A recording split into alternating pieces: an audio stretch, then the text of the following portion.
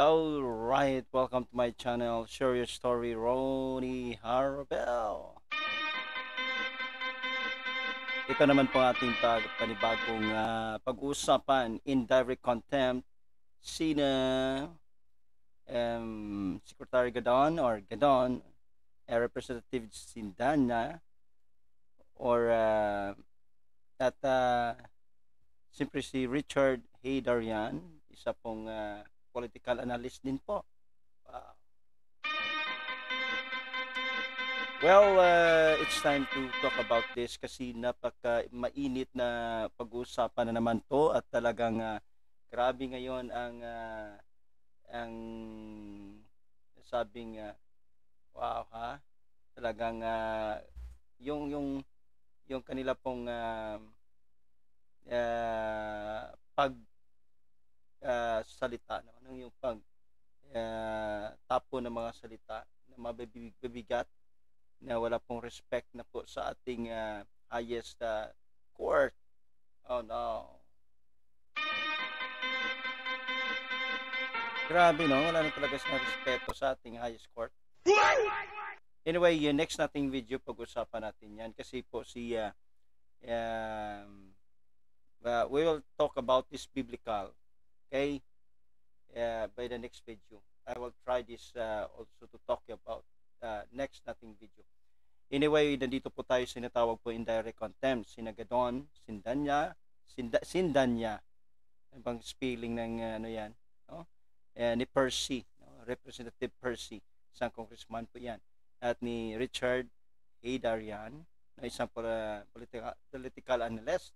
Si Gadon naman ay isa pong kalihim na ating pong Pangulo din po na nakapwesto po sa ating government.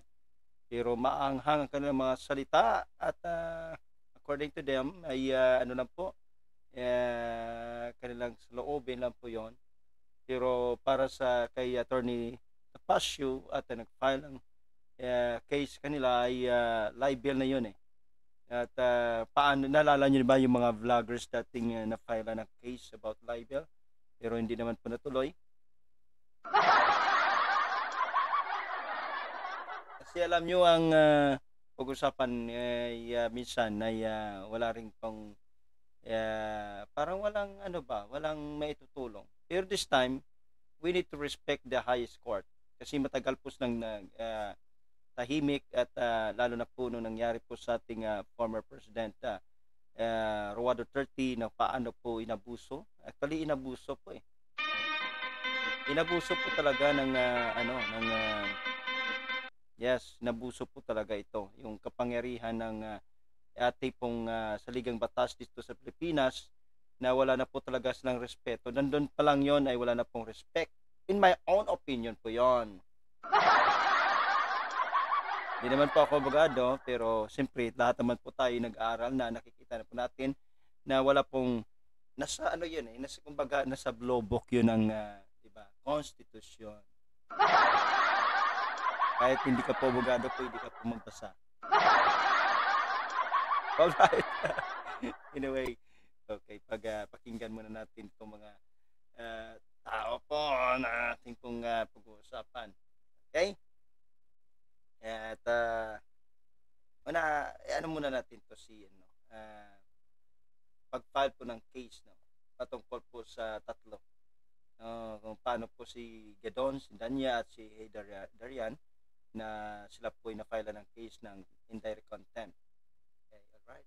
Let's Attorney Ferdinand Topacio, yung idol ko. Nandiyan na, katabi ko. Kasama ko din si Attorney Rolex Suprico at lahat po ng mga concerned lawyers. Mag-file po tayo ngayon ng petition for indirect contempt against Congressman Percival Sindanya. Second, Professor Richard Heydarian. At yung best friend, I repeat, yung best friend ni Attorney Topacio, si Secretary Gadon. Larry Gadon! Asunod! Larry Gadon! Asunod! Sila nagsabi nun ha, hindi ako. Ang gawin po natin, for example, kay Percival Sindanya, sinabihan niya Supreme Court na Supreme Cuddler ng mga corrupt ng mga opisyales. Second, itong si Richard Hidarian nag-post sa Facebook and sa Twitter niya na lahat daw ng mga justices ng Supreme Court appointee ng mga Duterte, therefore hindi independent ang Supreme Court. Bilang abogado, as an officer of the court, we have the obligation to defend the integrity and the independence of the highest court of the land. Yes! Yes! Bakit? Kasi kung wala ng credibility ang Supreme Court, wala ng matirang hustisya sa Pilipinas. That's why, as lawyers and as a Filipino, we have the obligation to defend the independence and the impartiality of the Philippine Supreme Court. Yun ang gagawin po natin ngayon. After this, pupunta na ako sa loob, mag-file na po tayo ng petition to declare those 3 individuals for indirect contempt. Thank you. Sir, question. Sir, bakit?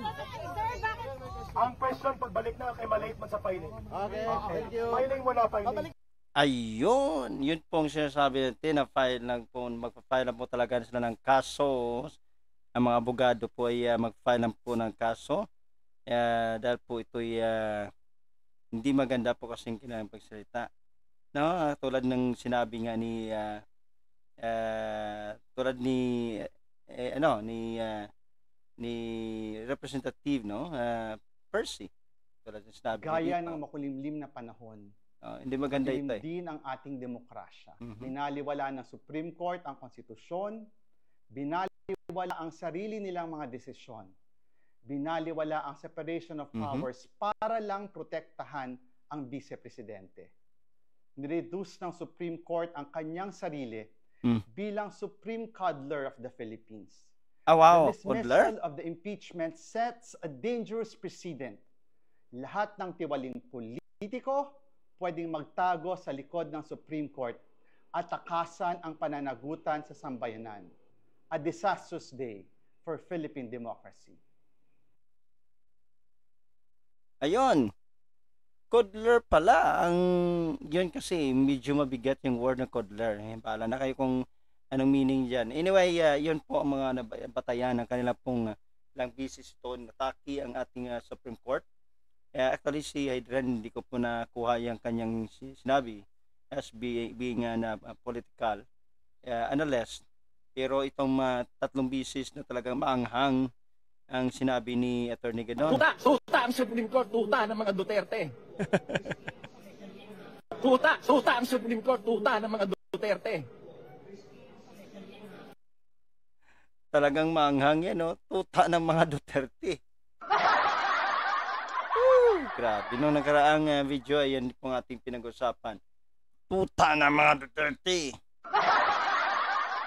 Grabe yung tapang. Kaya walang kawala ngayon. Pakinggan natin si Attorney Topacio kung paano po talagang ito na. Ito na. Action. Nakarating na po kay Secretary Larry Gadon na kayo po ay nag-file na po ng contempt petition against him. Ang sabi po niya ngayon, china-challenge daw po niya kayo sa isang song and dance competition for charity. Ano po ang reaction niyo po dito? Kakasa po ba kayo? He is mentally deranged. That's my reaction. Pero kayo, sir, kayo po... ikaw pala challenge. Lagot na. Alam niyo po, kaibigan ko yung si Attorney Gadon. In fact, lagi kami nagko-concert niyan. But kasamang Larry, I'm sorry, but this is no laughing matter. I am an officer of the court, and as such, isang katungkulan ko na ipagtanggol ang karangalan at reputasyon ng ating kataas-taasang hukuman. So, I'm sorry. I hope we can still be friends. Sa akin, this is nothing personal. This is part of my duties as an officer of the court. I had to do this. I hope you understand. Alam ko na kung ikaw ay abogado pa rin hanggang ngayon at ako ang gumawa nito, if the situation were reversed, you would have done the same thing. Pero kung gusto mo magkantahan, wala pong problema sa atin. Passion natin yan, kasamang Larry. Pero sir, ano po ba specifically yung ginawa niya para nga po mawaran itong petition? Sapagkat sinabi niya 3 beses sa kanyang panayam. Ang Korte Suprema ay tuta ng mga Duterte. Siningle out pa niya ang punong mahistrado ng kataas-taasang hukuman. At 3 beses niyang sinabi, I was scandalized to be candid sapagkat bagamat meron tayong freedom of expression and sometimes I have also criticized some decisions of the court, there should be boundaries. Pagka gano'n na pong masyadong vitriolic na at vituperative, masyadong maangas na at libelous na po yun ay hindi po natin maaaring palampasin. So, kinalulungkot ko kasamang Larry, I really had to do this. It is with a heavy heart actually that I do this. Kaya lang, masyado ng scandalous yung pagkasabi niya. Thank you, sir. Ayun, live. Let's... Ay. Sa dyan talagang grabe ito mangyari. Tingnan natin, huwag nating baliwalain ito at abangan natin ito mga kapatid kasi this is one of the talagang mainit na mainit na talagang nangyari sa ating Pilipinas, no, sa mga aking kababayan from the Office of WS. Ay pasensya na po kayo. Pasalamat po kayo dahil wala pa kayo sa Pilipinas. Nandito kayo, isa din na sasakit ang ulo nyo talaga. Kahit ako, ayaw ko na talaga ng issue nito. Pero siyempre, this part of my video reaction at this part of political and ito na po ati pong napakilaman. Kaya wala po tayong magawa, tutukan natin ito. So this is now, sabi nga ni attorney, ito pa, she is in direct contempt, si Nadagadon, si Danya at Hidrian. Hidarian, amen. Paano ba yan pronounce sa kanyang pangalan nitong Englishman? Wow.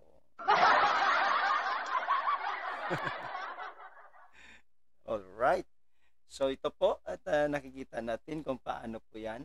Ito po ang gwapong Richard Hidarian, isa pong political analyst.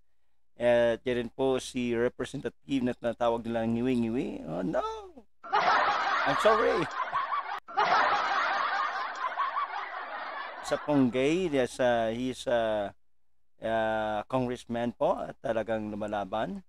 At one of talagang isang party list na nag-leader na talagang lumalaban po sa mga ganitong sitwasyon. Talagang siyempre matapang. Tingnan natin kung anong katapang at anong talino nila pagdating po sa layi. Okay? Let's be check if what they are anong kalalim nila po sa pagdating po sa law. But I believe in the Bible. We will talk about the next video dyan.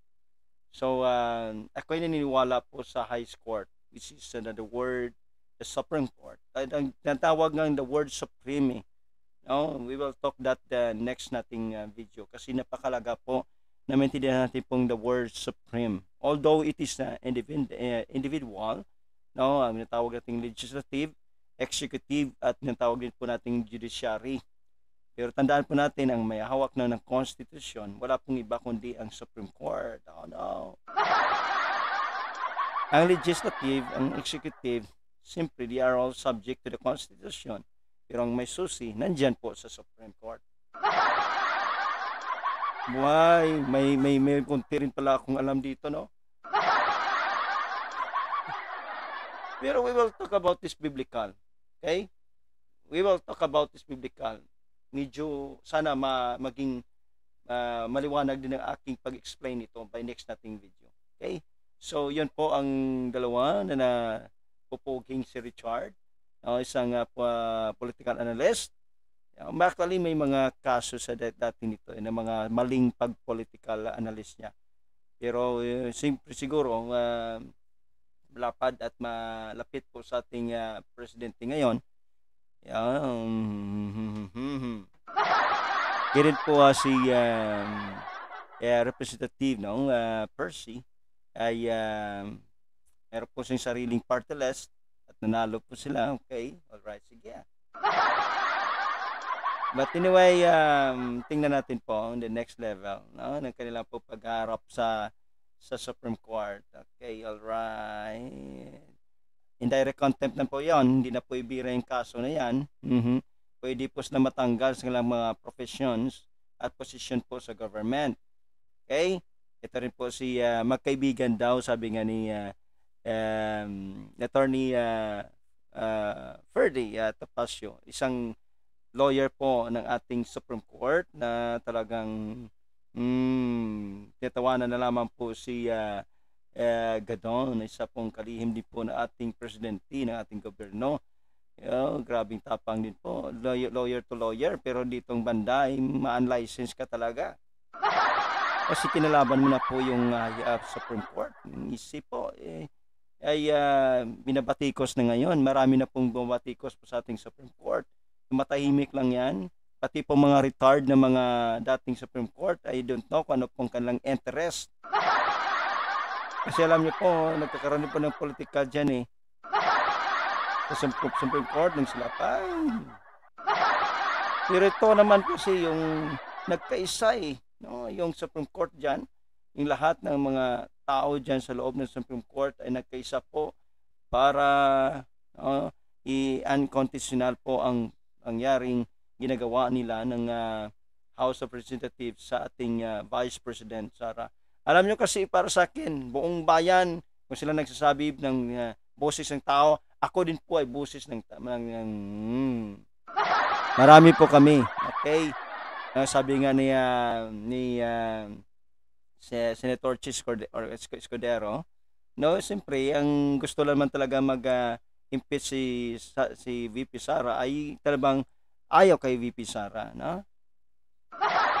I'm sorry kung kayo po ayaw nyo kay VP Sara. Although ako ayaw ko rin talaga kay VP Sara. Pero this time, kawaway, nakikita ko talagang hindi na po maganda ang kanila pong nangyari dito. At ay nako. Hindi na po, no? Hindi na talaga po maganda ang nangyari sa ating sa Pilipinas. Ito po political naman po talaga to nangyari. Kaya siyempre ayaw nilang paupuin po si Inday Sara sa 2028 ang maging presidente dahil alam po nila na babalikan po talaga sila dyan. Lagot kayo sa uwak. Okay. So, mababa na naman ang aking pag-uusapan. Yan pong breaking news. Gudon, kakasuwang indirect contempt. Lagot na. No, ni Attorney Ferdy Topacio. Okay. Banatana. Banatana. Tungkol sa kalaman. Tungkol sa lahi. Pero, ito lang pong di maganda. Respect. The word respect. The Supreme Court. The highest court, law of the land, no, sa ating Pilipinas. Kung inabuso na po ng ICC, inabuso na po ng ating government ang konstitusyon ng ating saligang batas, at ito po sa Supreme Court, wala po, di ba, tahimik lang talaga ang Supreme Court. Never you say anything. No, wala, talagang matagal sila, pero yung mata nila nandyan nakatutok. Siyempre, avoid din po sila nag-avoid sila, no, sa mga pangyaring ito. At alam din po nila ang tama at mali. Tahimik yan, nag-uusap yan no, nagmi-meeting yan. Itong mga judges dyan, okay? Tandaan nyo po kung paano po sila humusga. So, ngayon, nagbigay na sila ng kapangyarihan na unconstitutional. Marami na pong ngiwi. Tama na yan. Tama na yung magtrabaho na lang kaya. Ay, puro kayong impeach. Anyway, pero hindi natin pwede itong tigilin, no? Tigilan itong pag-usapan. Kasi alam nyo, talagang insist pa. No? We will talk again also sa Senate. No? Kasi talagang mayroon pong bangayan na rin po sa loob ng Senado. No? Sa grupo ni na nagpapaganda daw, walang iba kundi si Senador Hontiveros at sa ating Senate President Chis Escudero at sa mga tao din po ng mga kasamaang senador din po. So Ay nako, nagmamatalino kasi hindi naman sila abogado eh. No, I don't know. Yeah, siguro nag-aaral din, katulad ko nag-aaral din. Pero at least we're not biased. Diba? Ang maganda dyan, magtrabaho na lang. Tigil na yan. Siyempre, isa lang naman dyan ang sinasabi po. Kahit pa ako magsasabi, politika lang yan talaga. Takot sila talaga na makaupo si Vice President Sara na maging presidente the next po, 2028. At isa po ako bubuto kay VP Sara. Wow! Lapakan natin ito sa sarili. Tandaan po natin ang katotohanan hindi po mananaig. Sa next video natin, pag-uusapan po natin yon. Bakit mas makapangyarihan ang Supreme Court? Okay? Although it is individual. Legislative, Executive, and Supreme Court. Para sa akin, in my own understanding, opinion ko to may opinion sila, may opinion din ako. But biblically ito eh. Biblically. We will talk about that. I will apply through the biblical why the Supreme Court must be done to execute this authority, okay, to the abused people, abused government official. So again, this is your story, Ronnie Harbel. Maraming salamat po sa inyong pakinig. Naway pagpalain po tayong lahat at see you the next video po. Share your story, Ronnie Harbel. Huwag kaligtaan mag-like, mag-comment, and then lalo na po mag-subscribe sa aking comment. Click the notification bell sa panibagong video po. God bless everyone in the name of Jesus Christ. This is Pastor Ronnie Harbel. God bless you all.